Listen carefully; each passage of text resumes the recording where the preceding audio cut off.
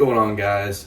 Dan here, No Chill Tactical at Applied Ballistics today, and we are going to go over the good, the bad, the ugly, the differences between a revolver and a semi-automatic pistol, and maybe which one is right for you. All right, the first one we're going to talk about is the revolver. The good, the bad, and the ugly of the revolver. Great things, first of all. Simplicity. There's just not a lot of mechanical parts in here compared to a semi-automatic pistol. The cleaning's easy. It just pops out. You clean everything you need to, pop back in, so you can toollessly maintenance most parts of the firearm, which is nice.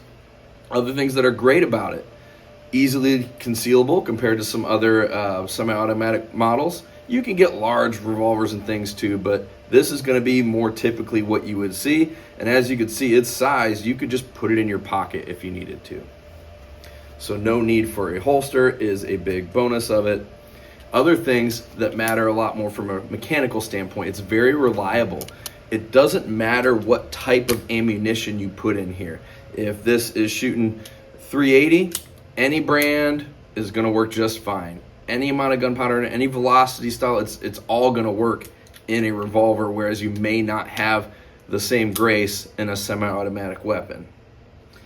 Cons of it: limited ammo capacity. So this shoots 5. You can find ones that shoot 6. You can have ones that shoot more, but now you're typically talking a larger frame. Compared to a very small, double-stacked semi-automatic pistol, you'd be looking at 10, 12, 20 bullets per magazine compared to your 5 or 6. That's kind of a big difference. So if capacity is a thing for you, revolvers may not be the right ticket. Another great thing about semi-autos that you will not have in the revolver. With the revolver, sometimes that trigger pull is considerably harder. This is like a 13 to 14 pound trigger pull. So if you are a smaller person with weaker hands, maybe you're older, maybe you have some kind of disability that doesn't let you put a lot of pressure into your finger, a revolver is going to be harder to fire. All right, next up we have your typical semi-automatic. This is a compact pistol, so actually a fairly similar size to the revolver, just a touch bigger maybe. But as we talked before, you have 5 rounds in that revolver. We have 8 in this one. So almost double the capacity in basically the same size. Other things of note: the trigger pull is going to be considerably lighter. So again, if you are someone that struggles with pulling a heavy trigger, this is going to be a 4 to 5 pound pull. That's going to be easier execution. That's going to be less strain, which will likely be less movement when you pull the trigger, which means you are likely going to be more accurate with a semi-automatic than you will be with a revolver with a heavier trigger pull. Things that are not amazing is maintenance on the gun can be more difficult. So you'd have to actually get some tools and take this apart to get in there and clean and do the maintenance on the gun, which you will want to do if you want to more reliably fire. Additionally, it's going to be a little more picky with the ammo that will work with it. So if this is shooting 9mm, it may not like dirtier reloads or 9mm like that. It very much depends on the brand of gun you're in, but there's a lot more mechanical things happening when you use these firearms than when you have the revolver, where it's just a cylinder rotating and the hammer hitting the firing pin and launching the bullet. This has a lot more things happening.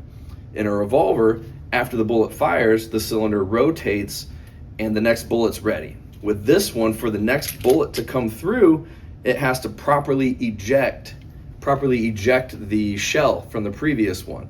And sometimes it can't do that. That'll be oftentimes dependent on the type of ammo you're using, how long it's been since you've cleaned it. So the reliability is not as good with a semi-automatic pistol.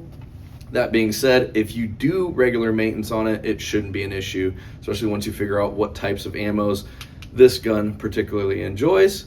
Once you get all that dialed in, it can be great and reliable, but it's just not going to be dummy proof like a revolver is. Okay, this section is the intangibles.